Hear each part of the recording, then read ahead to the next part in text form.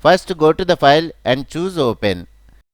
Select this ChatGPT logo JPG file and hit open.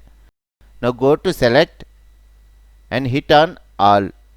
Then go to edit and choose copy. Take a new layer. Delete the bottom layer. Now change the foreground color to black. Hit Alt backspace to fill this layer as black. Now hit on layer mask button below. Hold the Alt button and hit on this mask thumbnail. Then go to edit and hit on paste. Go to image, adjustments and choose invert. Hit on this main black thumbnail. Go to select and choose deselect. Then you can export it as a PNG file format. Now is the time to see the final result. Let's do it on another image. Double click and select this first image. Hit open. Now go to select and choose all. Copy the selected part.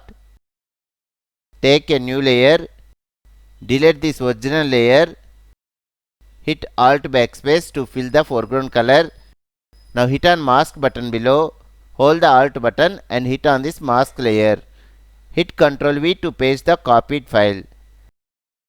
Now go to image, adjustments and hit on the invert option. Then hit on the main thumbnail layer. Now is the time to see the final result.